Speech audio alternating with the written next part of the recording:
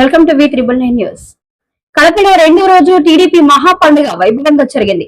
ఈ సందర్భంగా ఎంపీ శ్రీ భారత్ మహానాడుకు హాజరై మాట్లాడారు. పార్లమెంట్ లో అరకు కాఫీ ప్రాధాన్యతను వివరించారు.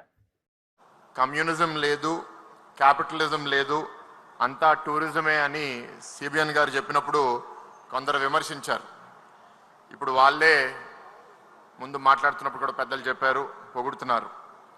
మొన్న ఒక నేషనల్ ఛానల్ ఇంటర్వ్యూలో లొకేషన్ మాట్లాడుతూ బెంగళూరు గోవా ఒక బిడ్డ కంటే ఆ బిడ్డ పేరు విశాఖపట్నం అవుతుంది అని చెప్పారు.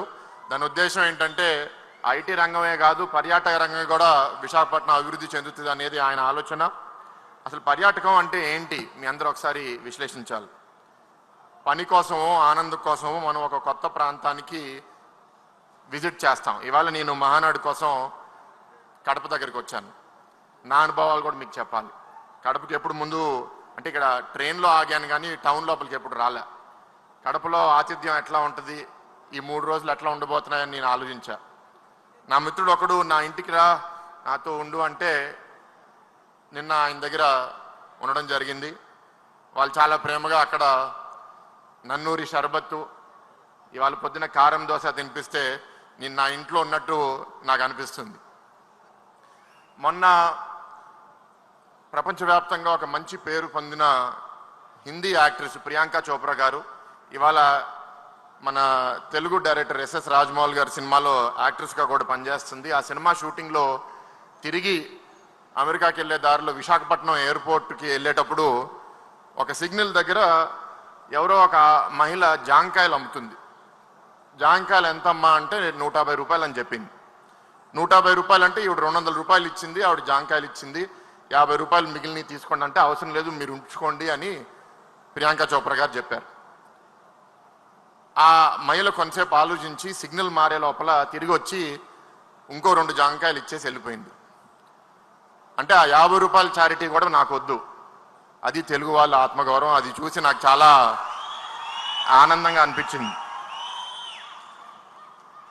ఇంకో ఉదాహరణ, నేను మొన్న మా అబ్బాయిని తీసుకుని అమెరికాకి వెళ్తే అక్కడ ఒక క్రూజ్ ఎక్కాం. ఒక బోటు, అది సముద్రంలో ఒక రోజు వెళ్ళి పక్కనే ఒక దేశం బహామాస్ అనే దేశంలో దిగి, ఆ దేశంలో దిగినప్పుడు అక్కడ ఒక ట్యాక్సీ డ్రైవరు ఆ ఊర్లో ఒక దగ్గర నుంచి ఒక హోటల్కి తీసుకెళ్ళాలి. 15 నిమిషాల ప్రయాణం. 15 నిమిషాల్లో ఆ దేశ చరిత్ర, ఆఫ్రికా నుంచి ఎట్లా బానిసలు తీసుకొచ్చారు, అక్కడ ప్రధానమంత్రి ఎట్లా అవుతారు అని 15 నిమిషాలు మాట్లాడితే ఒక మెంబర్ ఆఫ్ పార్లమెంట్గా నాకు చాలా ఆనందంగా అనిపించింది. పర్యాటకంలో వచ్చే అనుభవాలు జీవితాంతం మనతో మనం తీసుకెళ్తాం. ఏం జరిగినాయి, నేను అమెరికాలో చదివాను, అక్కడ చాలా చోట్లకి వెళ్ళాను.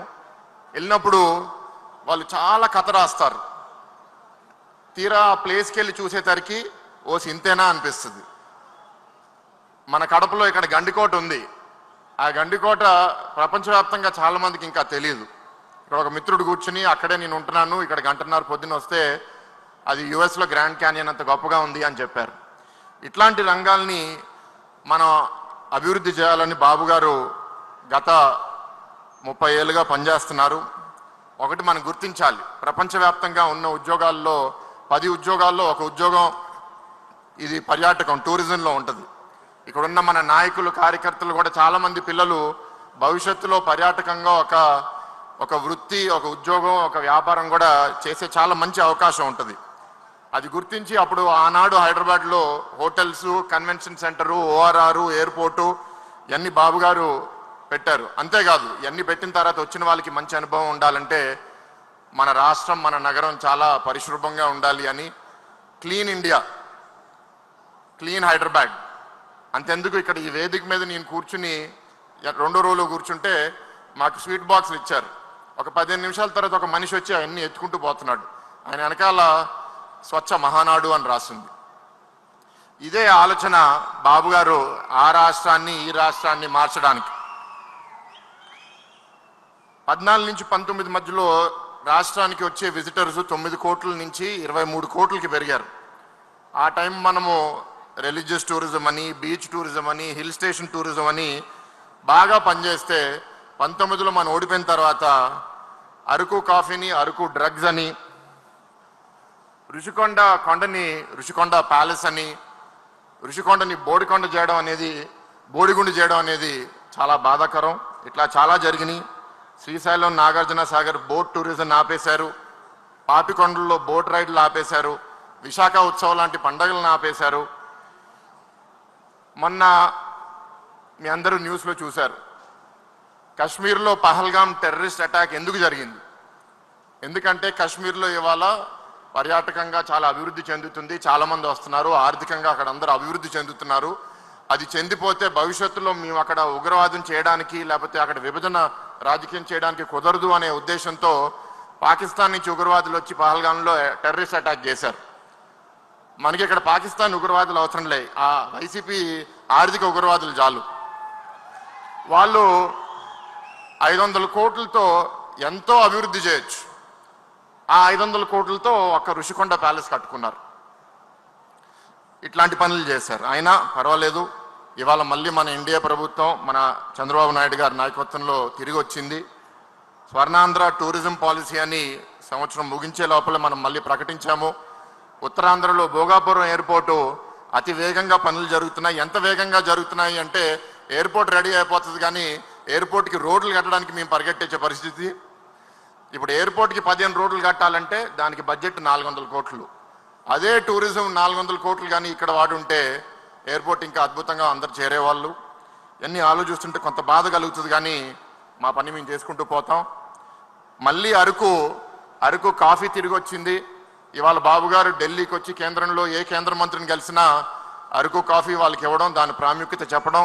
మేమందరం మెంబర్స్ ఆఫ్ పార్లమెంట్లో కూడా అరకు కాఫీ స్టాల్ పెడితే దేశవ్యాప్తంగా ఉన్న అందరూ మెంబర్స్ ఆఫ్ పార్లమెంట్ 800 మంది మన కాఫీ తాగి చాలా బాగుందయ్యా మీ కాఫీ అని వాళ్ళు కూడా దాని గురించి పోస్ట్ చేస్తుంటే చాలా గర్వంగా అనిపిస్తుంది. వాళ్ళు ఆపేసిన ఈ బోట్ రైడ్లన్నీ మళ్ళీ మనం స్టార్ట్ చేశాము. క్రూజెస్ కూడా వైజాగ్లో ఒక క్రూజ్ వచ్చింది. ఏదో రోజు ఆ క్రూజ్ అండమాన్కి కూడా వెళ్ళాలని కోరుతున్నాను.